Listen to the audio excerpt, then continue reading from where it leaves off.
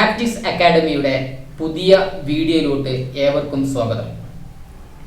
ഇന്ന് ഡിസ്കസ് ചെയ്യാൻ പോകുന്നത് എല്ലാ പരീക്ഷകൾക്കും വളരെ ഇമ്പോർട്ടൻ്റ് ആയിട്ടുള്ള ഒരു ഭാഗത്തെക്കുറിച്ചാണ്. ഏതാണ് ആ ഭാഗം? രോഗങ്ങളും രോഗകാരികളും. ഇതിൻ്റെ ഇമ്പോർട്ടൻസ് എന്ന് പറയുമ്പോൾ എല്ലാ പരീക്ഷകൾക്കും ഒന്നോ രണ്ടോ ക്വസ്റ്റ്യൻസ് ഈ ഭാഗത്തിൽ നിന്ന് ചോദിക്കാറുണ്ട്. അതുകൊണ്ട് ആ ഒരു ഇമ്പോർട്ടൻസിൽ തന്നെ അല്ലെങ്കിൽ അത്രയും ഇമ്പോർട്ടൻസ് കൊടുത്ത് തന്നെ ഈ ഭാഗത്തെ നിങ്ങൾ അപ്രോച്ച് ചെയ്യണം. ആദ്യമായി ഡിസ്കസ് ചെയ്യുന്നത് രോഗങ്ങൾ എന്ന് പറയുന്ന ഭാഗത്തിലെ പാർട്ട് 1 ആണ് ഡിസ്കസ് ചെയ്യാൻ പോകുന്നത്. രോഗങ്ങളെ കുറിച്ചുള്ള പഠനം പാത്തോളജിയാണ്. രോഗകാരികൾ എന്നറിയപ്പെടുന്നത് പാത്തോജൻസ് ആണ്. ആരാണ് പാത്തോജൻസ്? Virus, fungus, bacteria. ഇവർ ബോഡിയിൽ പ്രശ്നങ്ങൾ ഉണ്ടാക്കുമ്പോഴാണ് ഇവർ പാത്തോജൻസ് എന്ന പേരിൽ അറിയപ്പെടുന്നത്. അല്ലെങ്കിൽ പ്രശ്നമില്ല. ഇപ്പോൾ ബാക്ടീരിയ നമ്മുടെ ബോഡിയിൽ ഉപകാരികളായിട്ടുള്ള ബാക്ടീരിയകളുണ്ട്, അവരെ പാത്തോജൻസ് വിളിക്കാറില്ല. ഇവർ ബോഡിയിൽ പ്രശ്നങ്ങൾ അല്ലെങ്കിൽ അസുഖങ്ങൾ ഉണ്ടാക്കുമ്പോഴാണ്, അല്ലെങ്കിൽ ടോക്സിക് ആയിട്ട് എന്തെങ്കിലും മെറ്റീരിയൽസ് അല്ലെങ്കിൽ എന്തെങ്കിലും ഒരു പ്രൊഡക്ട്സ് ബോഡിയിൽ ഉണ്ടാക്കുമ്പോഴാണ് അവരെ നമ്മൾ എന്ത് വിളിക്കുന്നത്? പാത്തോജൻസ് എന്ന് വിളിക്കുന്നത്. രോഗങ്ങളെ പ്രധാനമായും രണ്ടായി തരംതിരിച്ചിട്ടുണ്ട്. ഏതൊക്കെയാണത്? പകരുന്നവ, പകരാത്തവ. എന്താണ് പകരുന്ന അസുഖം? അതാണ് സാംക്രമിക രോഗങ്ങൾ എന്ന് പറയുന്നത്. രോഗകാരികളായ സൂക്ഷ്മജീവികൾ ശരീരത്തിൽ പ്രവേശിക്കുന്നത് മൂലം ഉണ്ടാകുന്നതും ഒരാളിൽ നിന്ന് മറ്റൊരാളിലേക്ക് പകരുന്നതുമായ രോഗങ്ങൾ. ഇപ്പൊ ചില അസുഖങ്ങൾ പകരില്ല. ഇപ്പോൾ പ്രമേഹം ഒരാളിൽ നിന്ന് മറ്റൊരാളിലേക്ക് പകരില്ല. എന്നാൽ ഡെങ്കി, ചിക്കൻ ഗുനിയൊക്കെ എന്ത് ചെയ്യും? ഒരാളിൽ നിന്ന് മറ്റൊരാളിലേക്ക് പകരും. അതാണ് സാംക്രമിക രോഗങ്ങൾ അല്ലെങ്കിൽ പകരുന്ന അസുഖങ്ങൾ എന്ന് വിളിക്കുന്നത്. പകരുന്ന രോഗങ്ങൾ ഏതൊക്കെയാണ്? പകരുന്ന രോഗങ്ങൾ: വൈറസ് രോഗങ്ങൾ, ബാക്ടീരിയ രോഗങ്ങൾ, ഫംഗസ് രോഗങ്ങൾ, പ്രോട്ടോസോവ രോഗങ്ങൾ, വിര മുഖേനയുള്ള രോഗങ്ങൾ. ഇത്രയും അസുഖങ്ങളാണ് പകരുന്ന ലിസ്റ്റിൽ പെടുന്നത്. പകരാത്ത രോഗങ്ങൾ ഏതൊക്കെയാണ്? ജീവിതശൈലി രോഗങ്ങൾ അല്ലെങ്കിൽ ജീവിതചര്യ രോഗങ്ങൾ. ജീവിതം കൊണ്ട് ചില ആളുകൾക്ക് ഭക്ഷണം അമിതമായതിന്റെ പേരിൽ കൊളസ്ട്രോള് അല്ലെങ്കിൽ ഹൃദ്രോഗം, പിന്നെ ഡയബറ്റീസ് ഒക്കെ എന്താണ്? ജീവിത ശൈലി രോഗങ്ങളാണ്. അപര്യാപ്തത രോഗങ്ങൾ, എന്തെങ്കിലും എലമെന്റ്സിന്റെ ഡെഫിഷ്യൻസി, വൈറ്റമിൻ ഡെഫിഷ്യൻസി, ഇതൊക്കെ എന്താണ്? വൈറ്റമിൻ്റെ ഒരു അളവ് കുറയുക. ഇപ്പൊ വൈറ്റമിൻ എയുടെ അളവ് കുറയുക, അത് അപര്യാപ്ത രോഗമാണ്. അയണിന്റെ കണ്ടന്റ് കുറയുക. ഇപ്പൊ വിളർച്ച, അയണിന്റെ കണ്ടന്റ് കുറയുന്നത് മൂലമുള്ള ഒരു അസുഖമാണ്. പാരമ്പര്യ രോഗങ്ങൾ, ആൻസിട്രൽ അല്ലെങ്കിൽ പാരമ്പര്യമായിട്ട് നമുക്ക് കിട്ടുന്ന ചില അസുഖങ്ങൾ, സിക്കിൾ സെൽ അനീമിയ, വർണ്ണാന്തത, അതൊക്കെ എന്താണ്? പാരമ്പര്യ രോഗങ്ങളാണ്. തൊഴിൽ ജന്യ രോഗം, ഏതെങ്കിലും തൊഴിലിൽ ഏർപ്പെട്ട് അവിടുന്ന് നമുക്ക് കിട്ടുന്ന രോഗങ്ങളാണ് ഇത് തൊഴിൽ ജന്യ രോഗങ്ങൾ. ഇപ്പൊ മൈനിങ് ഏരിയയിലൊക്കെ വർക്ക് ചെയ്യുന്നവർക്ക് അതിൻ്റെതായിട്ടുള്ള ശ്വാസകോശ അസുഖങ്ങൾ വരാം. അതൊക്കെ എന്താണ്? തൊഴിൽ ജന്യ രോഗങ്ങളാണ്. ഇനി ഡിസ്കസ് ചെയ്യാൻ പോകുന്നത് പാർട്ട് 2 ആണ്. എന്താണ് പാർട്ട് 2ൽ പറയുന്നത്? പകരുന്ന രോഗങ്ങളാണ്. ആദ്യത്തെ രോഗങ്ങളാണ് വൈറസ് രോഗങ്ങൾ. നമ്മുടെ ലിസ്റ്റിൽ ആദ്യത്തെ രോഗങ്ങൾ ഏതൊക്കെയാണ്? വൈറസ് രോഗങ്ങൾ, വൈറസ് മുഖേനയുള്ള രോഗങ്ങൾ. എന്താണ് വൈറസ്? പ്രോട്ടീൻ ആവരണത്തിനുള്ളിൽ DNA അല്ലെങ്കിൽ RNA തന്മാത്രകളെ ഉൾക്കൊള്ളുന്ന ലഘുഘടനയുള്ള സൂക്ഷ്മജീവിയാണ് വൈറസ്. ഈ വൈറസിന് ഒരു ജനറ്റിക് മെറ്റീരിയൽ മാത്രമേ ഉള്ളൂ. വൈറസിന് സ്വന്തം നിലനിൽക്കാൻ കഴിയില്ല. അതിന് നിലനിൽക്കണമെങ്കിൽ മറ്റു സെല്ലുകളെ അല്ലെങ്കിൽ മറ്റു ജീവികളെ അറ്റാച്ച് ചെയ്താലേ അല്ലെങ്കിൽ ആക്രമിച്ചാലേ വൈറസിനെ നിലനിൽപ്പുള്ളൂ. കാരണം എന്താ? വൈറസിന്റെ ഉള്ളിൽ ആകെ RNA അല്ലെങ്കിൽ DNA ഏതെങ്കിലും ഒന്നേ ഉള്ളൂ. മറ്റുള്ള മൈറ്റോകോൺട്രിയ, ഫാനം, പിന്നെ റൈബോസം, ഇതൊന്നും വൈറസിനില്ല. വൈറസിന് നിലനിൽപ്പുണ്ടാകണമെങ്കിൽ മറ്റു സെല്ലുകളെ ആക്രമിച്ച് അവിടെ അതിൻ്റെ ജനറ്റിക് മെറ്റീരിയൽ ഇൻജെക്ട് ചെയ്ത്, ജനറ്റിക് മെറ്റീരിയൽ എന്ന് പറയുമ്പോൾ DNA അല്ലെങ്കിൽ RNA ഇൻജെക്ട് ചെയ്ത് അവിടെ അതിന് ആവശ്യമുള്ള പ്രോട്ടീൻ ഉണ്ടാക്കുമ്പോഴാണ് വൈറസിന് പൂർണ്ണത ഉള്ളൂ. പ്രധാനപ്പെട്ട വൈറസ് രോഗങ്ങൾ ഏതൊക്കെയാണ്? ഡെങ്കിപ്പനി, ചിക്കൻ പോക്സ്, പേവിഷബാധ, ഹെപ്പറ്റൈറ്റിസ്, മീസിൽസ്, പക്ഷിപ്പനി, എയ്ഡ്സ്, പന്നിപ്പനി, yellow fever, chikungunya, Ebola, SARS, മുണ്ടിനീര്, ഇൻഫ്ലുവൻസ, വസൂരി, പോളിയോ, ജലദോഷം, അഞ്ചാം പനി, ജപ്പാൻ ജ്വരം, കുരങ്ങുപനി. ഇതൊക്കെയാണ് പ്രധാനപ്പെട്ട വൈറസ് രോഗങ്ങൾ. ഇനി പ്രധാനപ്പെട്ട വൈറസ് രോഗങ്ങൾ, അവ പരത്തുന്ന രോഗകാരി അല്ലെങ്കിൽ അവക്ക് കാരണമായിട്ടുള്ള രോഗം, പരത്തുന്നതല്ല, അവക്ക് കാരണമാകുന്ന രോഗകാരികളെ കുറിച്ചാണ് ഡിസ്കസ് ചെയ്യാൻ പോകുന്നത്. ഇപ്പൊ ഡെങ്കിപ്പനിക്ക് കാരണമായിട്ടുള്ള രോഗകാരി ആരാണ്? Alphavirus, arbovirus, IgM virus. ഇത്രയും വൈറസുകൾ ഏതുണ്ടാകും? ഡെങ്കിപ്പനി ഉണ്ടാകും. കുരങ്ങുപനി, flavivirus, KFT virus. SARS, coronavirus ആണ് സാർസ് ഉണ്ടാക്കുന്നത്. പന്നിപ്പനി, H1N1. പരീക്ഷയ്ക്ക് ചോദിക്കുന്ന ഒരു ക്വസ്റ്റ്യൻ ആയിരുന്നു പന്നിപ്പനി. പന്നിപ്പനിയുടെ രോഗകാരി ഏതാണ്? H1N1. അതുപോലെ പക്ഷിപ്പനി, H5N1. Polio virus, chicken pox, varicella zoster virus ആണ്. ചിക്കൻ ഗുനിയ, ചിക്വി വൈറസ് ആണ്. എയ്ഡ്സ് എല്ലാവർക്കും അറിയുന്ന രോഗകാരിയാണിത്. എയ്ഡ്സിന്റെ രോഗകാരി ഏതാണ്? HIV വൈറസ് ആണ്. മുണ്ടിനീര്, മിക്സോ വൈറസ്. Ebola virus. വസൂരി, വെരിയോള വൈറസ്. ജലദോഷം, റിനോ വൈറസ്. അഞ്ചാം പനി, റൂബിയോള വൈറസ്. ഇനി ഡെങ്കി ഒരു വൈറൽ ഡിസീസാണ്. കൊതുകാണ് ഡെങ്കി പരത്തുന്നത്. ഡെങ്കി പ്രതിരോധിക്കാനുള്ള വാക്സിനാണിത്, ഡെങ്കി വാക്സിൻ. എന്തുകൊണ്ടാണ് കൊടുക്കാൻ കാരണം? ഇത് പരീക്ഷയ്ക്ക് ചോദിച്ചതാണ്. ഡെങ്കി പ്രതിരോധ വാക്സിൻ ഏതാണ്? Dengue vaccine. വന്യജീവികളിൽ നിന്ന് മനുഷ്യരിലേക്ക് എത്തുകയും ഭീതിജനക വിധം വ്യാപിക്കുകയും ചെയ്യുന്ന വൈറസ് രോഗമാണിത്, എബോള വൈറസ്. വന്യജീവികൾ എന്നാണ് അതിന്റെ ഒറിജിൻ. ആഫ്രിക്കയിലാണിത് വന്നത്. ചിമ്പാൻസി, ഗൊറില്ല, പഴന്തീനി വവ്വാലുകൾ നിന്നാണ് ഈ അസുഖം പകരുന്നത്. ചിമ്പാൻസിയിൽ നിന്നൊക്കെ മനുഷ്യൻ ചിമ്പാൻസി ആയിട്ടൊക്കെ ഇടപഴകുമ്പോൾ, അതുപോലെ ഗൊറില്ല, ചില ആളുകൾ പെറ്റ്സ് ആയിട്ടൊക്കെ കൊണ്ടെടുക്കും, ഇതുപോലെ കുരങ്ങ് വിഭാഗത്തെ. അപ്പൊ അവരിൽ നിന്നൊക്കെ വരുന്ന ഒരു അസുഖമാണ് ഇത്, എബോള വൈറസ്. ആഫ്രിക്കയിലായിരുന്നു. വളരെ ഡേഞ്ചർ ആയിട്ടുള്ള ഒരു അസുഖമായിരുന്നു എബോള. അതുപോലെ ആദ്യമായി വസൂരി വികസിപ്പിച്ച വാക്സിനാണ് വസൂരി വാക്സിൻ. വസൂരി നമുക്കറിയാം ഒരു വൈറൽ ഡിസീസാണ്. വെരിയോള വൈറസ് ആണ് വസൂരി ഉണ്ടാക്കുന്നത്. ഈ വസൂരിക്കെതിരെയാണ് ആദ്യമായിട്ട് ഒരു വാക്സിൻ ഡെവലപ്പ് ചെയ്യുന്നത്. ആരാണ് ഡെവലപ്പ് ചെയ്തത്? എഡ്വേർഡ് ജെന്നർ ആണ്. അതുകൊണ്ട് ഇദ്ദേഹത്തെ അറിയപ്പെടുന്നത് ഫാദർ ഓഫ് ഇമ്മ്യൂണോളജി ആണ്. ഇദ്ദേഹം വസൂരി വാക്സിൻ കണ്ടുപിടിച്ചത് കൊണ്ടാണ്, അല്ലെങ്കിൽ ലോകത്ത് ആദ്യമായ ഒരു വാക്സിൻ ഇൻട്രൊഡ്യൂസ് ചെയ്തത് എഡ്വേർഡ് ജെന്നർ ആയതുകൊണ്ട് ഇദ്ദേഹം അറിയപ്പെടുന്നത് ഫാദർ ഓഫ് ഇമ്മ്യൂണോളജി ആണ്. അതുപോലെ ലോകാരോഗ്യ സംഘടനയുടെ പോളിയോ നിർമ്മാർജ്ജന പരിപാടിയുടെ ഭാഗമായി ഇന്ത്യ ഗവൺമെന്റ് സമ്പൂർണ്ണ പോളിയോ പ്രതിരോധ പ്രചാരണം ആരംഭിച്ച വർഷം 1995 ആണ്. ആദ്യ പോളിയോ വിമുക്ത ജില്ല, പരീക്ഷയ്ക്ക് ഒരുപാട് വട്ടം റിപ്പീറ്റ് ചെയ്തൊരു ക്വസ്റ്റ്യൻ ആണിത്. ആദ്യ പോളിയോ വിമുക്ത ജില്ല പത്തനംതിട്ട. ഇനി ലോകാരോഗ്യ സംഘടന ഇന്ത്യയെ പോളിയോ വിമുക്ത രാജ്യമായി പ്രഖ്യാപിച്ച വർഷം, ഇതും ചോദിക്കുന്ന ഒരു ഏരിയ, ഇമ്പോർട്ടൻ്റ് ആയിട്ടുള്ള ഒരു പോയിന്റ് ആണ്. എന്നാണ് പ്രഖ്യാപിച്ചത് എന്ന് ചോദിച്ചു കഴിഞ്ഞാൽ 2014 മാർച്ച് 27 ലോക പോളിയോ ദിനം ഒക്ടോബർ 24. ഇനി അടുത്ത ഒരു അസുഖമാണ് ജലദോഷം. എല്ലാവർക്കും വരുന്ന ഒരു അസുഖമാണ്. ലോകത്തെ ഏറ്റവും കൂടുതൽ ആൾക്കാരെ ബാധിക്കുന്ന രോഗമാണിത്, ജലദോഷം. ജലദോഷം ഒരു വൈറൽ ഡിസീസാണ്. സിക്ക വൈറസ് മുഖേന മുതിർന്നവരുണ്ടാവുന്ന രോഗമാണ് ഗില്ലൻ ബാരി. സാധാരണ കുട്ടികളെയാണ് സിക്ക വൈറസ് ബാധിക്കുന്നത്. ഒരു ഫ്ലാവി വൈറസ് മൂലം ഉണ്ടാകുന്ന ഒരു അസുഖമാണിത്, സിക്ക വൈറസ്. അത് മുതിർന്നവരിൽ ഉണ്ടാകുന്ന രോഗമാണ് ഗില്ലൻ ബാരി. ഇനി റോട്ട വാക്സിനേഷൻ. റോട്ടാവാക് എന്ന് പറയുന്ന ഒരു വാക്സിനേഷൻ റുബെല്ലക്കെതിരായിട്ട് കൊണ്ടുവന്ന ഒരു വാക്സിനേഷനാണ്.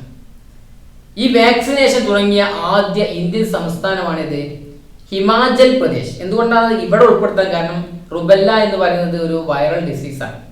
അതിനെതിരെ കൊണ്ടുവന്ന ഒരു വാക്സിനേഷനാണ് ഇത്, റോട്ടാവാക് എന്നൊക്കെ പറയും. അത് കൊണ്ടുവന്ന സംസ്ഥാനമായ ആദ്യം ഈ വാക്സിനേഷൻ തുടങ്ങിയ ആദ്യ ഇന്ത്യൻ സംസ്ഥാനമാണ് ഹിമാചൽ പ്രദേശ്. ഇനി വളരെ ഇമ്പോർട്ടൻ്റ് ആയിട്ടുള്ള ഒരു അസുഖമാണ് എയ്ഡ്സ്. എയ്ഡ്സ് ബാധിക്കുന്നത് പ്രതിരോധ സിസ്റ്റത്തെയാണ്. പ്രതിരോധ സിസ്റ്റത്തിലെ ലിംഫോസൈറ്റുകളെയാണ്. നമുക്കറിയാം നമ്മളെ ബോഡിയിലുള്ള ഏറ്റവും ചെറിയ WBC ആണ് ഇത് ലിംഫോസൈറ്റ്. ഈ ലിംഫോസൈറ്റിനെയാണ് പിന്നെ എയ്ഡ്സ് ബാധിക്കുന്നത്. എയ്ഡ്സിന് കാരണമായിട്ടുള്ള വൈറസാണ് HIV വൈറസ്. ആദ്യമായി HIV വൈറസിനെ ആദ്യമായി കണ്ടെത്തിയതാരാണ്? ലൂക്ക് മൊണ്ടെഗ്നിയർ 1983. എയ്ഡ്സ് ആദ്യമായി റിപ്പോർട്ട് ചെയ്തത് 1981 അമേരിക്കയിലാണ്. HIV വൈറസിന്റെ ജനിതകൾ നമുക്കറിയാം. വൈറസിന് ഒന്നെങ്കിൽ ഒരു DNA ഉണ്ടാവും, അല്ലെങ്കിൽ RNA ഉണ്ടാവും. HIVക്ക് എന്താണുള്ളത്? RNA ആണ്. RNA ഉള്ള വൈറസുകൾ അറിയപ്പെടുന്നത് റിട്രോ വൈറസ് ആണ്. അപ്പോൾ എയ്ഡ്സ് എന്താണ്? ഒരു റിട്രോ വൈറൽ ഡിസീസാണ്. എയ്ഡ്സിന്റെ രോഗനിർണയ പരിശോധനകൾ പരീക്ഷയ്ക്ക് വളരെ എല്ലാ കോമ്പറ്റീറ്റീവ് എക്സാമിലും ഒരു ഫേവറേറ്റ് ഏരിയ ആണ് ഇത്. ഈ രോഗനിർണയ പരിശോധനകൾ, പ്രത്യേകിച്ച് എയ്ഡ്സിന്റെ ELISA test, western blot, southern blot, നേവ, PCR ടെസ്റ്റ്, റാപ്പിഡ് ടെസ്റ്റ്. അപ്പൊ നേവ ടെസ്റ്റ് ഏത് അസുഖം നിർണ്ണയിക്കാനെന്ന് ചോദിച്ചു കഴിഞ്ഞാൽ അത് എയ്ഡ്സ് ആണ്. പരീക്ഷയ്ക്ക് അങ്ങനെയൊക്കെ ചോദിക്കും. എയ്ഡ്സിന്റെ ആദ്യത്തെ ടെസ്റ്റ് എന്ന് പറയുന്നത് എലീസ ടെസ്റ്റ് ആണ്. അതിൽ ഉപയോഗിക്കുന്ന ജീവകം ഏതെന്ന് ചോദിച്ചാൽ ജീവകം H ആണ്. എയ്ഡ്സ് ബാധ സ്ഥിരീകരിക്കാൻ നടന്ന ടെസ്റ്റ് വെസ്റ്റേൺ ബ്ലോട്ട്. അപ്പൊ എയ്ഡ്സിന്റെ ഒരു ആദ്യത്തെ പ്രൈമറി ടെസ്റ്റ് ആണ് എലീസ ടെസ്റ്റ്. അത് സ്ഥിരീകരിക്കാൻ നടന്ന ടെസ്റ്റ് ആണ് വെസ്റ്റേൺ ബ്ലോട്ട്. 2 ടെസ്റ്റ് ഉണ്ട്. എയ്ഡ്സ് രോഗികൾക്ക് നൽകുന്ന ചികിത്സയാണ് ART ടെസ്റ്റ്. അത് ചോദിക്കുന്ന ഒരു ഏരിയയാണ്. അപ്പോൾ എയ്ഡ്സ് എന്ന് പറയുന്ന അസുഖം വളരെ ഇമ്പോർട്ടൻ്റ് ആയിട്ടുള്ള ഒരു ഭാഗമാണ് from your examination point of view. AIDS രോഗികൾക്ക് നൽകുന്ന മരുന്ന് ബ്യൂട്ടൈൽ അസിഡോതൈമിഡിൻ, അതായത് കറുത്ത മൾബറിയിൽ നിന്ന് ഡെവലപ്പ് ചെയ്ത ഒരു മരുന്നാണ് ഇത്, ബ്യൂട്ടൈൽ അസിഡോതൈമിഡിൻ. ഇന്ത്യയിൽ ആദ്യമായി എയ്ഡ്സ് റിപ്പോർട്ട് ചെയ്തത് ചെന്നൈയിലാണ് 1986. കേരളത്തിൽ ആദ്യമായി എയ്ഡ്സ് റിപ്പോർട്ട് ചെയ്തത് പത്തനംതിട്ട 1987. ഡിസംബർ 1 എയ്ഡ്സ് ദിനമായി ആചരിക്കാൻ തുടങ്ങിയ വർഷം, നമുക്കറിയാം ഡിസംബർ 1 നമ്മളൊക്കെ ആഘോഷിക്കുന്നതാണ് ഇത്, അല്ലെങ്കിൽ ആഘോഷിക്കുന്നതല്ല ആചരിക്കുന്നതാണ് ഇത്, എയ്ഡ്സ് ദിനം. അത് ആചരിക്കാൻ തുടങ്ങിയ വർഷം PSC ചോദിച്ചു കഴിഞ്ഞാൽ, അല്ലെങ്കിൽ ഏതെങ്കിലും ഒരു എക്സാം കൂടി ചോദിച്ചു കഴിഞ്ഞാൽ അവിടെ ആൻസർ ഏതാണ്? 1988. എയ്ഡ്സിന്റെ ചിഹ്നം എല്ലാവർക്കും അറിയുന്ന ഒരു ചിഹ്നമാണ് ചുവന്ന റിബൺ. ഇത് രൂപകൽപ്പന ചെയ്തത് ആരാണ്? വിഷ്വൽ എയ്ഡ്സ് ആണ്. അമ്മയിൽ നിന്ന് കുഞ്ഞിലേക്ക് HIV അണുക്കൾ കടക്കുന്നത് പൂർണ്ണമായും തടഞ്ഞ ആദ്യ രാജ്യം ക്യൂബയാണ്. എന്നാൽ ഏഷ്യൻ രാജ്യം ഏതാണ്? തായ്ലൻഡ് ആണ്. നാഷണൽ എയ്ഡ്സ് കൺട്രോൾ പ്രോഗ്രാം ആരംഭിച്ച വർഷം 1987. അപ്പൊ ഇത്രയും അസുഖങ്ങളാണ് വൈറസുമായി ബന്ധപ്പെട്ടുള്ളത്. പ്രധാനപ്പെട്ട അസുഖങ്ങളാണ് ഡിസ്കസ് ചെയ്തത്. ഇത് മാത്രമല്ല, ഒരുപാട് വൈറൽ ഡിസീസ് ഉണ്ട്. അപ്പം വളരെ ഇൻട്രസ്റ്റോടെ പരീക്ഷയ്ക്ക് ഇത് വരും, ഇതിൽ നിന്നൊരു മാർക്ക് ഉറപ്പാണ് എന്ന നിലയ്ക്ക് നിങ്ങൾ ഈ അസുഖങ്ങൾ പഠിക്കുകയാണ്. നിങ്ങൾക്ക് അത് മൈൻഡിൽ നിന്ന് പോരാ. 1947 ഇന്ത്യക്ക് സ്വാതന്ത്ര്യം കിട്ടിയ വർഷമാണ്. എന്തുകൊണ്ട് നിങ്ങളത് മറക്കുന്നില്ല? അത് അത്രയും ഇൻട്രസ്റ്റോടെ, അല്ലെങ്കിൽ അത്രയും റിപ്പീറ്റ് ചെയ്ത് പഠിച്ച ഒരു ഫാക്റ്റാണ് 1947. അങ്ങനെ നിങ്ങൾ റിപ്പീറ്റ് ചെയ്ത്, interest plus repetition is equal to memory. അതാണ് അതിന്റെ equation. Interest plus repetition is equal to മെമ്മറിയാണ്. നിങ്ങൾ ഇൻട്രസ്റ്റോടെ റിപ്പീറ്റ് ചെയ്ത് കഴിഞ്ഞാൽ, ഏതൊരു ഫാക്റ്റും ഇൻട്രസ്റ്റോടെ റിപ്പീറ്റ് ചെയ്ത് കഴിഞ്ഞാൽ അത് നിങ്ങൾക്ക് എന്ത് ചെയ്യാൻ പറ്റും? മെമ്മറൈസ് ചെയ്യാൻ കഴിയും. നിങ്ങളെ മൈൻഡിൽ നിന്ന് പോലെ നിങ്ങളെ ഏത് ഉറക്കിലും ഏത് അവസ്ഥയിലും ഇന്ത്യക്ക് എന്താണ് സ്വാതന്ത്ര്യം കിട്ടിയെന്ന് ചോദിച്ചു കഴിഞ്ഞാൽ 1947 നിങ്ങൾക്ക് പറയാൻ കഴിയും. അതുപോലെ നിങ്ങൾക്ക് എന്ത് ചെയ്യാം? ഈ ഫാക്റ്റുകളും നിങ്ങൾക്ക് മറക്കാതെ നിങ്ങളെ മൈൻഡിൽ ഓർത്തു വെക്കാം. അടുത്തത് നമ്മൾ ഡിസ്കസ് ചെയ്യാൻ പോകുന്നത് ബാക്ടീരിയ രോഗങ്ങളാണ്. വ്യക്തമായ ന്യൂക്ലിയസ് ഇല്ലാത്ത ഏകകോശ ജീവികളാണ് ബാക്ടീരിയ. വ്യക്തമായിട്ടുള്ള ന്യൂക്ലിയസ് ഇല്ല, അതുകൊണ്ടാണ് ഇവരെ പ്രോകാരിയോട്ടിക് സെൽ എന്ന് പറയാൻ കാരണം. ബാക്ടീരിയക്ക് എന്തില്ല? ഒരു ന്യൂക്ലിയസ്. ഇപ്പം നമുക്കൊക്കെ എന്തുണ്ട്? മനുഷ്യനായാലും സസ്യമായാലും ജന്തുക്കളായാലും, ജന്തുക്കൾ എന്ന് പറയുമ്പോൾ മൾട്ടി സെല്ലുലാർ ഓർഗാനിസം ഒക്കെ ആയാലും അവർക്കൊക്കെ ഒരു വ്യക്തമായിട്ടുള്ള ന്യൂക്ലിയസ് ഉണ്ട്. അതുകൊണ്ടാണ് അവർ യൂകാരിയോട്ടിക് സെല്ലുകൾ എന്ന് പറയുന്നത്. ബാക്ടീരിയ എന്താണ്? ഒരു പ്രോകാരിയോട്ടിക് സെല്ലുകളാണ്. ഇനി കപ്പലുകളിൽ നിന്ന് ഉണ്ടാകുന്ന എണ്ണ ചോർച്ച തടയാനായി ഉപയോഗപ്പെടുന്ന ബാക്ടീരിയകളാണ് ഇത് സൂപ്പർ ബഗ്. അതായത് മൈക്കോ ബാക്ടീരിയ അല്ല, പിന്നെ ആന്റിബയോട്ടിക്കിനൊക്കെ എതിർക്കുന്ന ഒരു തരം ബാക്ടീരിയകളാണ് സൂപ്പർ ബഗ്സ്. അപ്പൊ ഇവരുടെ ഉപയോഗം എന്താണ്? കപ്പലുകളിൽ നിന്നുണ്ടാകുന്ന എണ്ണ ചോർച്ച തടയാനായി ഇവരെ ഉപയോഗിക്കുന്നുണ്ട്. ബാക്ടീരിയകളെ വികസിപ്പിച്ചെടുത്ത ഇന്ത്യൻ വംശജനായ ശാസ്ത്രജ്ഞൻ ആരാ എന്ന് ചോദിച്ചാൽ ആനന്ദ് മോഹൻ ചക്രവർത്തിയാണ്. ആനന്ദ് മോഹൻ ചക്രവർത്തി. ഇനി പ്രധാനപ്പെട്ട ബാക്ടീരിയ രോഗങ്ങൾ നമ്മൾ നേരത്തെ ഡിസ്കസ് ചെയ്തു. പ്രധാനപ്പെട്ട വൈറൽ ഡിസീസസ്. ഇവിടെ ഡിസ്കസ് ചെയ്യുന്ന പ്രധാനപ്പെട്ട ബാക്ടീരിയ രോഗങ്ങളാണ്. ഏതൊക്കെയാണ്? കോളറ, ന്യൂമോണിയ, ടൈഫോയിഡ്, ഡിഫ്തീരിയ, എലിപ്പനി, ക്ഷയം, പ്ലേഗ്, വില്ലൻ ചുമ, കുഷ്ഠം, tetanus, anthrax, syphilis, meningitis, trachoma, gonorrhoea, botulism. ഇനി പ്രധാനപ്പെട്ട അസുഖങ്ങൾ, അതിന് കാരണമായിട്ടുള്ള രോഗകാരികൾ, അതിനെ കുറിച്ചാണ് ഡിസ്കസ് ചെയ്യാൻ പോകുന്നത്. കോളറക്ക് കാരണമായിട്ടുള്ള രോഗകാരി വിബ്രിയോ കോളറയാണ്. പ്ലേഗിന് കാരണമായിട്ടുള്ളത് യെർസീനിയ പെസ്റ്റിസ്. കുഷ്ഠം മൈക്കോബാക്ടീരിയം ലെപ്രയാണ്. Anthrax Bacillus anthracis. Pneumonia Streptococcus pneumoniae. എലിപ്പനി ലെപ്റ്റോസ്പൈറ ഇലക്ട്രോ ഹെമറേജിയ. വില്ലൻ ചുമ ബോർഡേറ്റല്ല പെർട്ടുസിസ്. ഇപ്പോൾ ചില അസുഖമായി ബന്ധപ്പെട്ട് അല്ലെങ്കിൽ ഇപ്പോൾ കോളറിന്റെ രോഗകാരിയത വിബ്രിയോ കോളറ. അപ്പോൾ പരീക്ഷയ്ക്ക് ചോദിക്കാൻ സാധ്യമല്ല, കാരണം അതിൽ തന്നെ കോളറ ഉണ്ട്. പക്ഷെ ചില രോഗകാരികൾ ഏത് അസുഖത്തിൻ്റെ എന്നുള്ളത് ഡൗട്ടായി പോകും. ഇപ്പോൾ യെർസീനിയ പെസ്റ്റിസ് ഏത് രോഗത്തിൻ്റെ ആണ്? ആ ഒരു വേർഡിൽ നിന്ന്, രോഗകാരിയുടെ വേർഡിൽ നിന്ന് നമുക്ക് എന്ത് ചെയ്യാൻ പറ്റില്ല, കണ്ടെത്താൻ കഴിയില്ല. അപ്പോൾ അത് നമ്മൾ പഠിച്ചു വെക്കണം. ഉദാഹരണത്തിന് എലിപ്പനി ലെപ്റ്റോസ്പൈറ ഇലക്ട്രോ ഹെമറേജിയ. വില്ലൻ ചുമ ബോർഡേറ്റല്ല പെർട്ടുസിസ്. അതുപോലെ tetanus Clostridium tetani. Typhoid Salmonella typhi. ക്ഷയം tubercle bacillus Mycobacterium tuberculosis. Botulism Clostridium botulinum. Syphilis Treponema pallidum. ഇനി കോളറയെ കുറിച്ച്. കോളറ ഒരു ബാക്ടീരിയൽ ഡിസീസാണ്, നമ്മൾ ഡിസ്കസ് ചെയ്തു.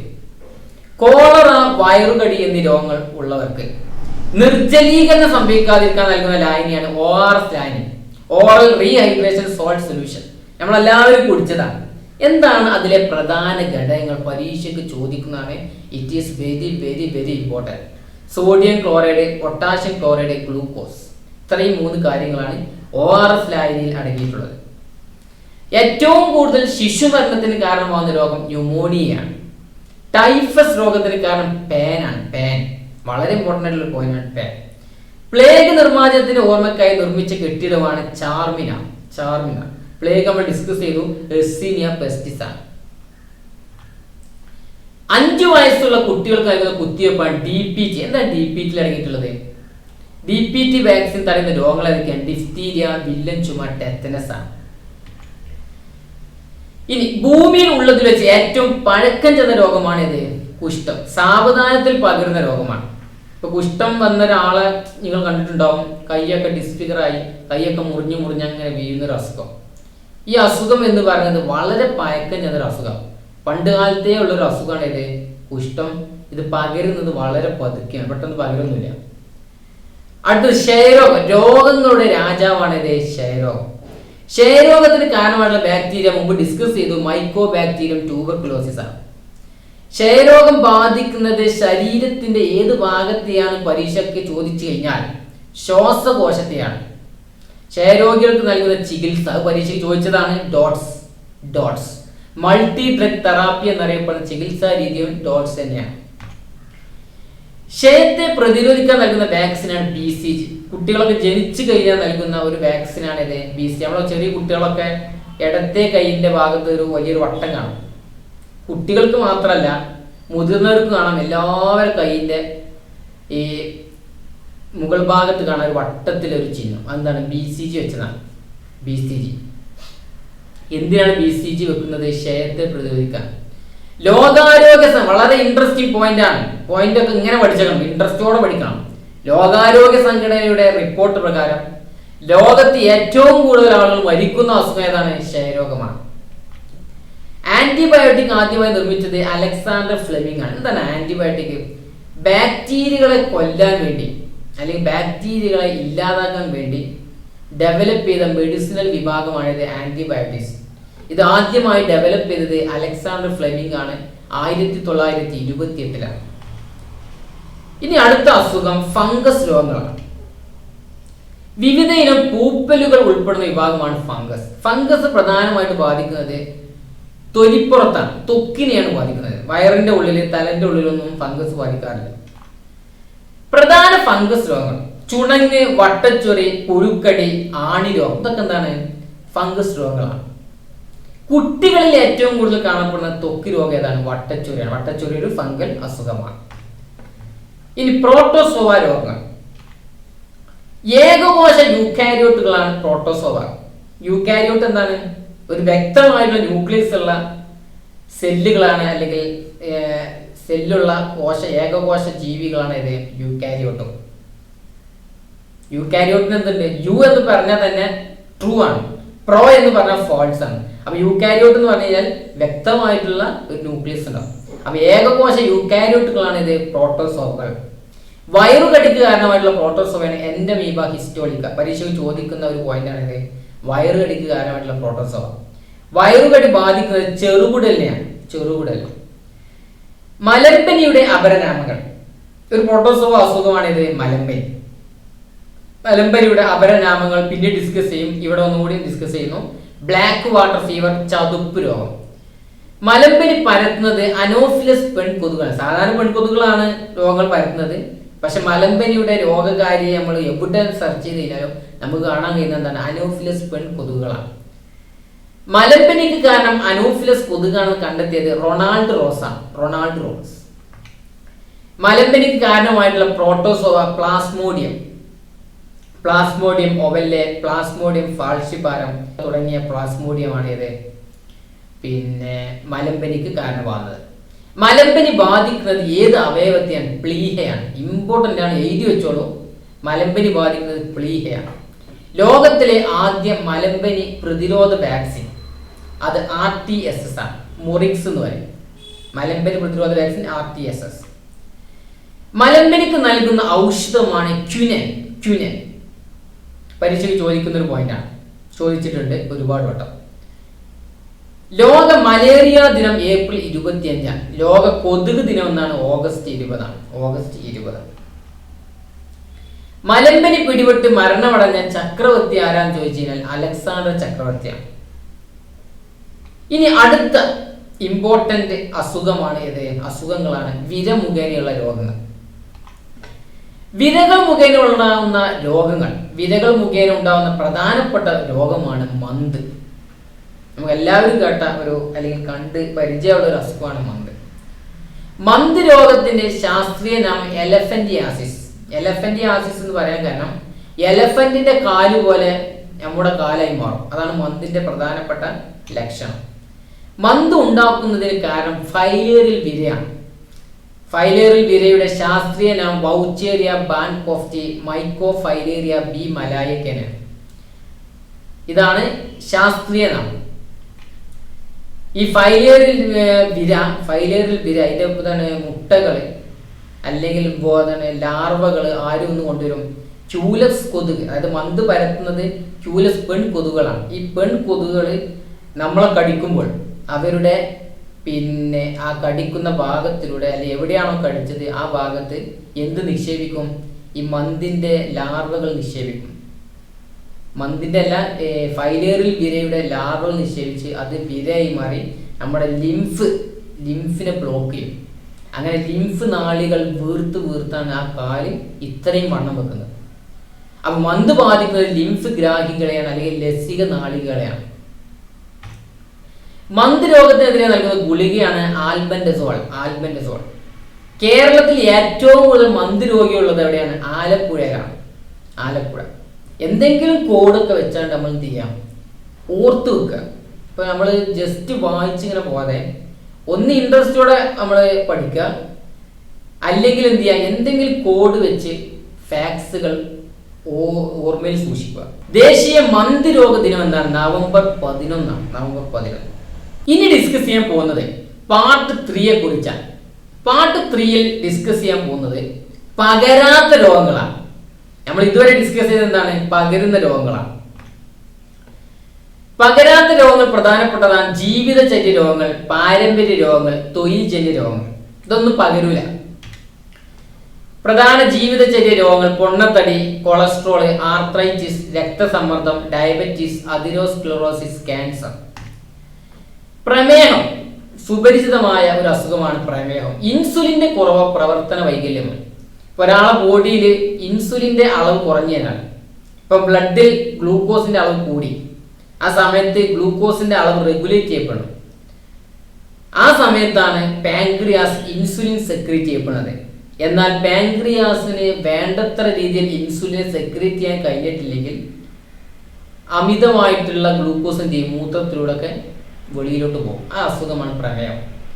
അതുപോലെ ഫാറ്റി ലിവർ, കരളിൽ കൊഴുപ്പ് അടിഞ്ഞുകൂടാൻ കാരണമാകുന്ന ഒരു അസുഖമാണിത് ഫാറ്റി ലിവർ. ഫാറ്റിനെ അല്ലെങ്കിൽ കരളെന്ത് ചെയ്യും, ഫാറ്റിനെ അങ്ങനെ അബ്സോർബ് ചെയ്യും. അങ്ങനെ ഉണ്ടാകുന്ന ഒരു അസുഖമാണ് ഫാറ്റി ലിവർ. പക്ഷാഘാതം, മസ്തിഷ്കത്തിലെ രക്തക്കുഴലുകൾ പൊട്ടുന്നത്. ഇപ്പൊ പെട്ടെന്ന് ഉറക്കത്തിലൊക്കെ രക്തക്കുഴലുകൾ പൊട്ടുക അല്ലെങ്കിൽ ബ്ലോക്ക് വരും, അങ്ങനെയൊക്കെ വന്നു കഴിഞ്ഞാൽ പക്ഷാഘാതം വരും. സ്ട്രോക്ക് എന്ന് പറയും ഇംഗ്ലീഷ്. അമിത രക്തസമ്മർദ്ദം, കൊഴുപ്പടിഞ്ഞ് രക്തധമനികളുടെ വ്യാസം കുറയുന്നത്. ഇപ്പൊ രക്തധമനികളുടെ ഇടയിൽ ഫാറ്റ് അടിഞ്ഞു കൂടിക്കഴിഞ്ഞാൽ പ്രഷർ കൂടും. അതാണ് അമിത രക്തസമ്മർദ്ദം. അതുപോലെ ഹൃദയാഘാതം, ഹൃദയത്തിലേക്ക് രക്തം എത്തിക്കുന്ന ധമനിയാണ് കൊറോണറി ധമനി. ആ ധമനിക്കുള്ളിൽ ഫാറ്റ് അടിഞ്ഞു കൂടിക്കഴിഞ്ഞാൽ എന്ത് സംഭവിക്കും, ഹൃദയാഘാതം സംഭവിക്കും. ഇനി ക്യാൻസർ. ക്യാൻസറിനെ കുറിച്ചുള്ള പഠനം ഓങ്കോളജിയാണ്. പരീക്ഷയ്ക്ക് ഒരുപാട് വട്ടം ചോദിച്ച ഒരു ഫാക്റ്റ് ആണ് അല്ലെങ്കിൽ പോയിന്റ് ആണ് ഇത്, ക്യാൻസറിനെ കുറിച്ചുള്ള പഠനം. ക്യാൻസർ രോഗം ആദ്യമായി കണ്ടെത്തിയ വ്യക്തിയാണ് റോബർട്ട് വെയിൻബർഗ്. ലോക ക്യാൻസർ ദിനം എന്നാണ് ആചരിക്കുന്നത് ഫെബ്രുവരി 4. ക്യാൻസർ ബാധിക്കാത്ത ശരീരഭാഗമാണ് ഹൃദയം. ക്യാൻസർ കണ്ടെത്തുവാനുള്ള ടെസ്റ്റാണ് ബയോപ്സി ടെസ്റ്റ്. എല്ലാവരും സിനിമയിലൊക്കെ കേൾക്കുന്ന ഒരു ടെസ്റ്റാണ് ബയോപ്സി. ബയോപ്സി നെഗറ്റീവ് ആണ്, ബയോപ്സി പോസിറ്റീവ് ആണെന്ന് കേൾക്കാറില്ല. ക്യാൻസർ കാരണമാണ് വസ്തു കാർസിനോജൻസ് ആണ്. ക്യാൻസർ കാരണമാണ് ജീനാണ് ഓങ്കോജീൻ. ക്യാൻസറിനെ കുറിച്ചുള്ള പഠനമാണ് ഇത് ഓങ്കോളജി. ഇനി പ്ലാസ്റ്റിക് കത്തുമ്പോൾ ഉണ്ടാവുന്ന പുകയിൽ അടങ്ങിയിരിക്കുന്ന ക്യാൻസറിന് കാരണമാകുന്ന വിഷവസ്തുവാണ് ഡയോക്സിൻ. ഇത് പരീക്ഷയ്ക്ക് ചോദിച്ചതാണ്, ഡയോക്സിൻ. അപ്പൊ പരീക്ഷയ്ക്ക് ചോദിച്ചതൊക്കെ വളരെ അക്കമിട്ട് അല്ലെങ്കിൽ അണ്ടർലൈൻ ചെയ്ത് നിങ്ങൾ പഠിക്കണം.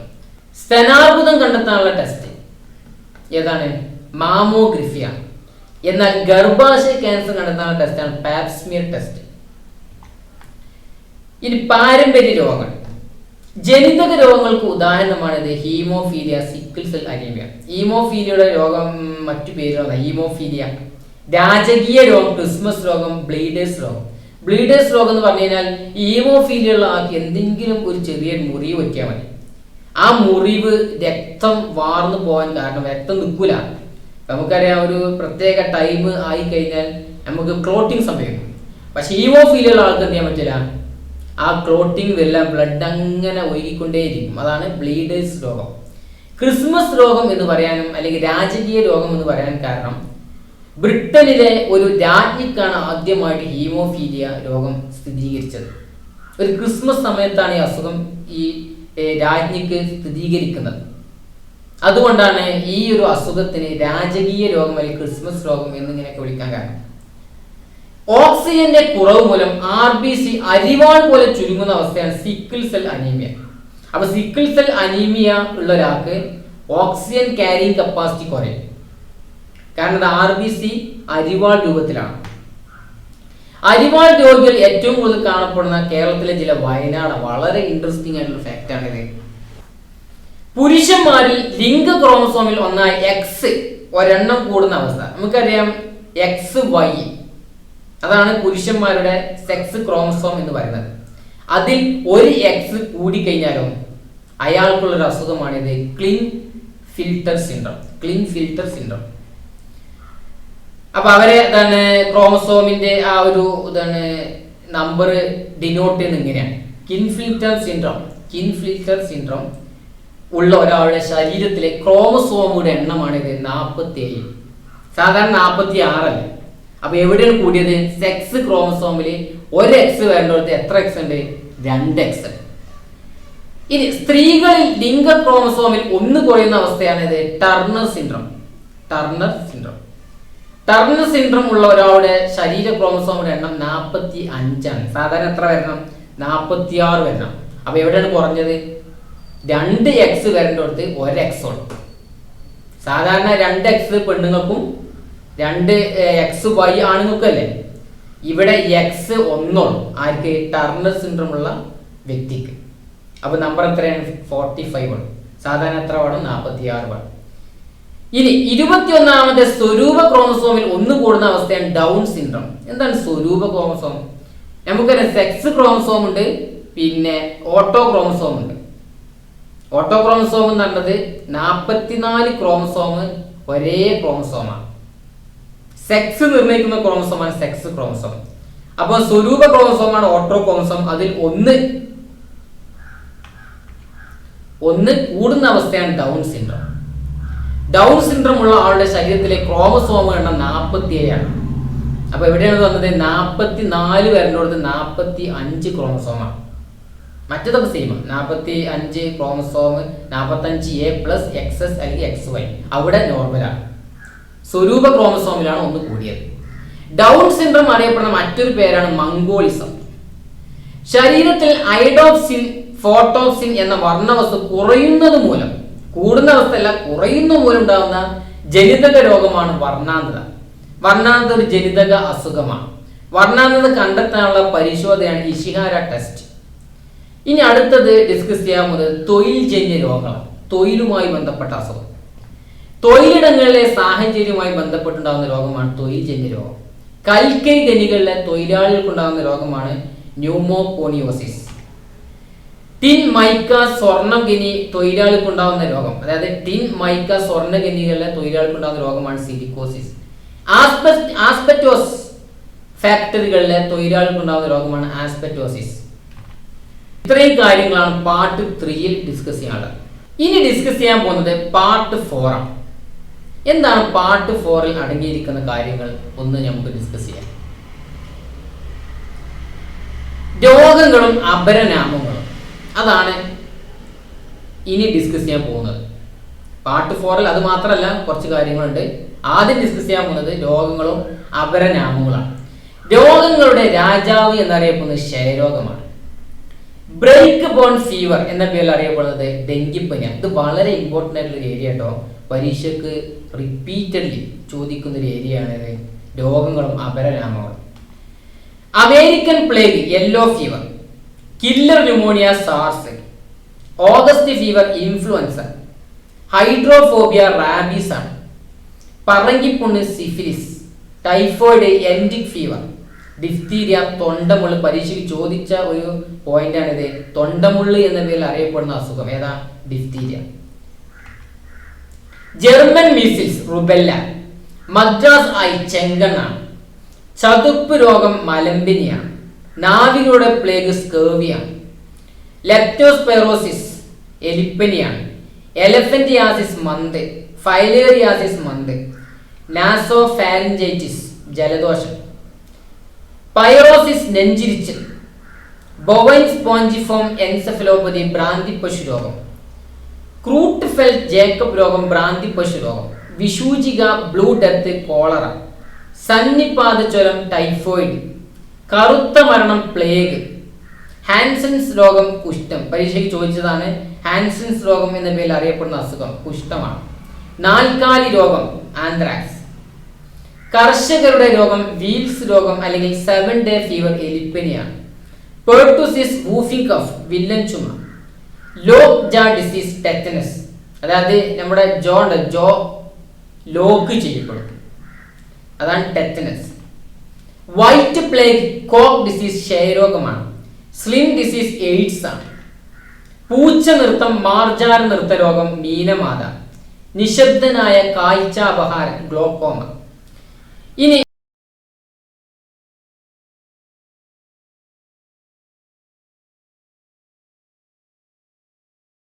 പരക്കുന്ന രോഗങ്ങളും പകരുന്ന രീതികൾ, അതാണ് ഡിസ്കസ് ചെയ്യാൻ പോകുന്നത്.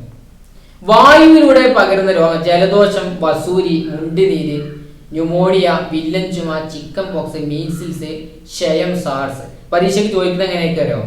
താഴെ പറയുന്ന അസുഖങ്ങളിൽ ഏതാണ് വായുവിലൂടെ പകരുന്നത്? ചോദിക്കുന്ന ഒരു പ്രകൃതം എക്സാം ബോഡിക്കുണ്ട്. ഏത് ബോഡിയാണെങ്കിൽ തന്നെ ഒരുപാട് പരീക്ഷകളിൽ കണ്ടൊരു ചോദ്യമാണ്. അതിൽ വായുവിലൂടെ പകരുന്ന രോഗങ്ങളിൽ പെടാത്തത് പെടുന്നത് എന്നൊക്കെ പറഞ്ഞിട്ട് അതിൽ പെടാത്തുണ്ടാവും. ഇപ്പൊ പെടാത്തത് ചോദിക്കുമ്പോൾ പെടുന്നതുണ്ടാവും. അപ്പൊ അതൊക്കെ മനസ്സിലാക്കി വെക്കണം. വെള്ളം, ആഹാരം എന്നിവയിലൂടെ പകരുന്നതാണ് ഇത്. എലിപ്പനി, കോളറ, ടൈഫോയിഡ്, മഞ്ഞപ്പിത്തം. ഈച്ച മുഖേന പകരുന്ന രോഗമാണിത് കോളറ, വയറിളക്കം. കൊതുക് മുഖേന മന്ത്, മലമ്പനി, ഡെങ്കിപ്പനി, ചിക്കൻ ഗുനിയ. സമ്പർക്കം മൂലം പകരുന്ന രോഗമാണ് ചെങ്കണ്ണ്, കുഷ്ഠം. ഇപ്പൊ കുഷ്ഠമുള്ള രോഗികളെ നമ്മൾ ഇങ്ങനെ പോയി കെട്ടിപ്പിടിച്ചു കഴിഞ്ഞാൽ കുഷ്ഠരോഗം പകരും. ചെങ്കണ്ണൊക്കെ പെട്ടെന്ന് പകരും. ചെങ്കണ്ണ് എന്ന് പറഞ്ഞത് ഒരാൾക്ക് വന്നു കഴിഞ്ഞാൽ പിന്നെ ആ ഏരിയക്കാർ പോക്കാന്നല്ലേ, കാരണം എല്ലാവരും പെട്ടെന്ന് പകരും. ശരീരദ്രവങ്ങളിലൂടെ പകരുന്നത് എയ്ഡ്സ്, ബോഡി ഫ്ലൂയിഡിലൂടെ പകരുന്ന രോഗമാണ് എയ്ഡ്സ്. എബോള. ജന്തുക്കളിലൂടെ പകരുന്നതാണ് പേവിഷബാധ, ആന്ത്രാക്സ്. മുറിവുകളിലൂടെ പകരുന്ന രോഗമാണ് ടെറ്റനസ്. ലൈംഗിക ബന്ധത്തിലൂടെ പകരുന്ന രോഗമാണ് ഗൊണേറിയ, സിഫിലിസ്. ഇപ്പൊ എയ്ഡ്സ് ഒക്കെ ലൈംഗിക ബന്ധത്തിലൂടെ പകരും. പഴകിയ ഭക്ഷണം, ബോട്ടുലിസം. ഇനി രോഗങ്ങളും അവ ബാധിക്കുന്ന അവയവങ്ങളും, അതും പരീക്ഷയ്ക്ക് ചോദിക്കുന്ന രീതിയാണ്.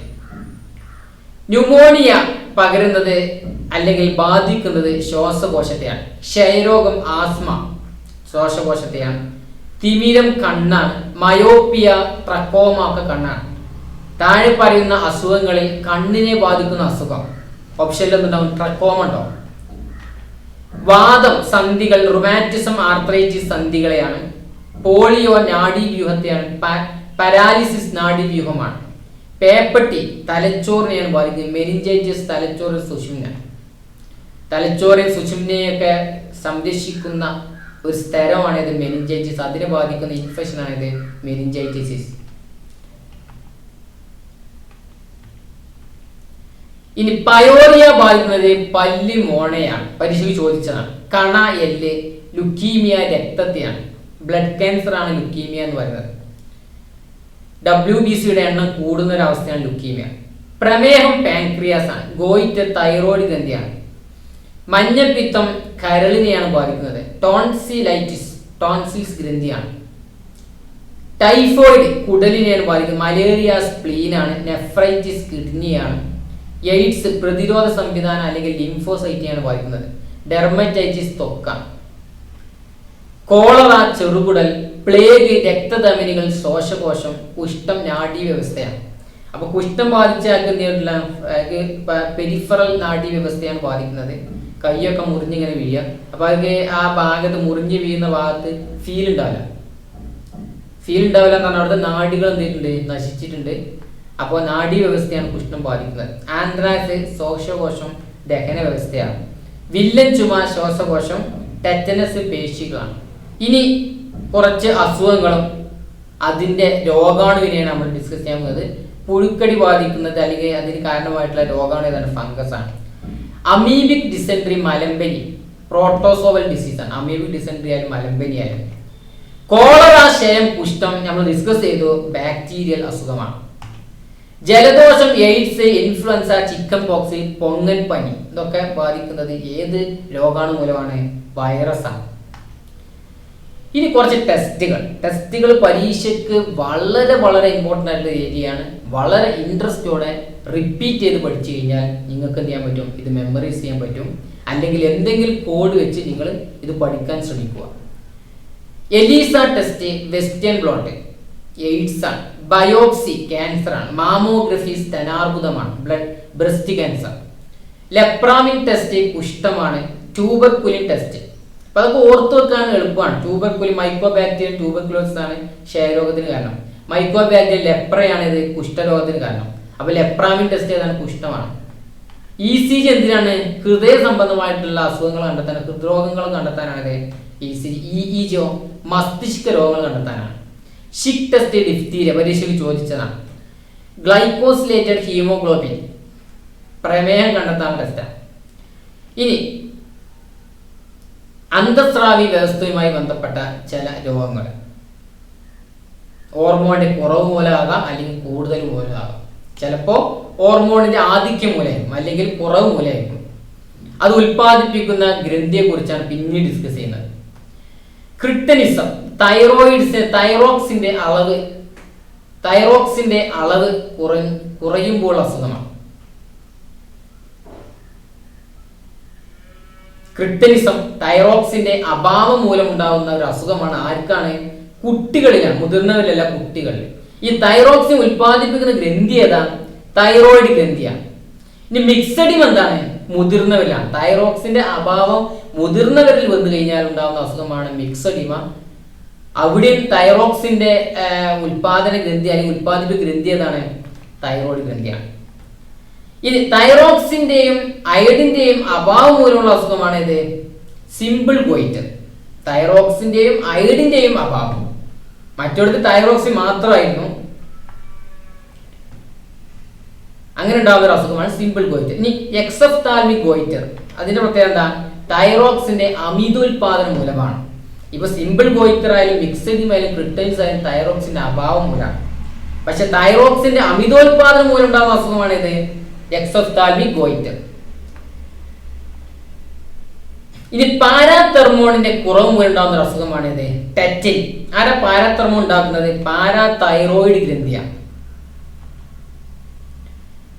ഇനി ഇൻസുലിന്റെ അഭാവം മൂലം ഉണ്ടാകുന്ന ഒരു അസുഖമാണ് പ്രമേഹം. ആരാ ഇൻസുലിൻ ഉണ്ടാക്കുന്നത്? ഐലസ് ഓഫ് ലാംഗർഹാൻസ്. എവിടെയാണിത് ഐലസ് ഓഫ് ലാംഗർഹാൻസ് കിടക്കുന്നത്? പാൻക്രിയാസിലാണ്. അപ്പൊ ഇൻസുലിന്റെ അഭാവം, ഇൻസുലിൻ ഉൽപ്പാദിപ്പിക്കുന്നത് പാൻക്രിയാസ് ആണ്. ഇൻസുലിന്റെ അഭാവം മൂലം ഉണ്ടാകുന്ന ഒരു അസുഖമാണ് ഇത് പ്രമേഹം. ഇനി ADHന്റെ അളവ്, ആന്റി ഡയബറ്റിക് ഹോർമോൺ, വാസോപ്രസിന്റെ അളവ് കുറഞ്ഞു കഴിഞ്ഞാലുള്ള അസുഖമാണ് ഇത് ഡയബറ്റീസ് ഇൻസിപ്പിഡസ്. ഡയബറ്റീസ് ഇൻസിപ്പിഡസ് ഉള്ള ആൾക്ക് മൂത്രം ഇങ്ങനെ പോയിക്കൊണ്ട് ശരീരത്തിന്റെ ജലാംശം അമിതമായി നഷ്ടപ്പെട്ടുകൊണ്ടേയിരിക്കും. അതും ഒരു പ്രമേഹമാണ്. ഏത് പ്രമേഹമാണ്? ഡയബറ്റീസ് ഇൻസിപ്പിഡസ് ആണ്. ഇൻസുലിന്റെ അഭാവം മൂലമുള്ള പ്രമേയം ഡയബറ്റീസ് മെലിറ്റസ് ആണ്. ADH ഉണ്ടാക്കുന്ന ആരാണ്? ഹൈപ്പോതലാമസ് ആണ്. ഇനി വാമനത്വം, വളർച്ചാ ഹോർമോണിന്റെ അഭാവം മൂലം ഉണ്ടാകുന്ന അസുഖമാണ് ഇത് വാമനത്വം. വളർച്ചാ ഹോർമോൺ ഉണ്ടാക്കുന്നത് പീയൂഷ ഗ്രന്ഥിയാണ്. ഇനി വളർച്ചാ ഹോർമോണിന്റെ അമിതോൽപാദനം മൂലം ഉണ്ടാകുന്ന അസുഖമാണ് ഇത് ഭീമാകാരത്വം. കുറവ് മൂലം വാമനത്വം, അമിതോൽപാദനമാണെങ്കിലോ ഭീമാകാരത്വമാണ്.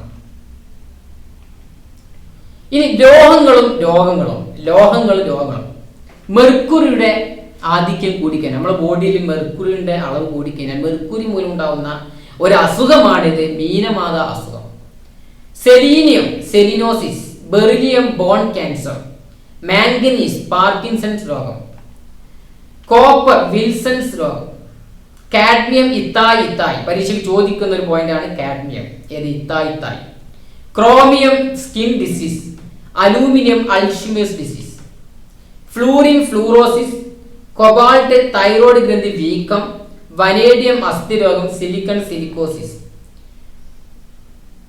ഇനി ആരോഗ്യ ദിനങ്ങളെ കുറിച്ചാണ് ഇനി ഡിസ്കസ് ചെയ്യാൻ പോകുന്നത്. ലോക ക്ഷയരോഗ ദിനം എന്നാണ് മാർച്ച് 24. ലോക പ്രമേഹ ദിനം നവംബർ 14. നവംബർ 14 ലോകത്ത് പ്രമേഹ രോഗം ആചരിക്കുന്നത്, പ്രമേഹ ദിനം ആചരിക്കുന്നത്. ദേശീയ രക്തദാന ദിനം ഒക്ടോബർ 1. ലോക ഹീമോഫീലിയ ദിനം മെയ് 17. ലോക എയ്ഡ്സ് ദിനം ഡിസംബർ 1. ലോക ഭക്ഷ്യ ദിനം ഒക്ടോബർ 16.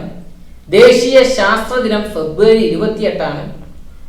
ദേശീയ ക്യാൻസർ ബോധവൽക്കരണ ദിനം നവംബർ 7. ലോക പരിസര ദിനം ഒക്ടോബർ 7. ലോക വന ദിനം മാർച്ച് 21. ദേശീയ മലിനീകരണ നിയന്ത്രണ ദിനം ഡിസംബർ 12. ഇനി കുറച്ച് ഇൻസ്റ്റിറ്റ്യൂട്ടുകൾ, ഇന്ത്യയിൽ നിലനിൽക്കുന്ന അല്ലെങ്കിൽ ഇന്ത്യയിൽ സിറ്റുവേറ്റ് ചെയ്യുന്ന കുറച്ച് ഇൻസ്റ്റിറ്റ്യൂട്ടുകളും അവ ലൊക്കേറ്റ് ചെയ്യപ്പെടുന്ന സ്ഥലങ്ങളും നമുക്ക് ഡിസ്കസ് ചെയ്യാം. ഇന്ത്യയിൽ പാസ്റ്റർ ഇൻസ്റ്റിറ്റ്യൂട്ട് സ്ഥിതി ചെയ്യുന്നത് കൂനൂറാണ്, Tamil Nadu. NEERI, National Environment Engineering Research Institute എവിടെ സ്ഥിതി ചെയ്യുന്നത്? നാഗ്പൂരാണ്. ഇത് ചോദിക്കുന്നതാണ്. എവിടെയാണ് National Environment Engineering Research Institute സ്ഥിതി ചെയ്യുന്നത് ചോദിച്ചു കഴിഞ്ഞാൽ നാഗ്പൂർ, മഹാരാഷ്ട്രയാണ്. Central Food Technological Research Institute എവിടെ സ്ഥിതി ചെയ്യുന്നു? മൈസൂർ, കർണാടകയിലാണ്.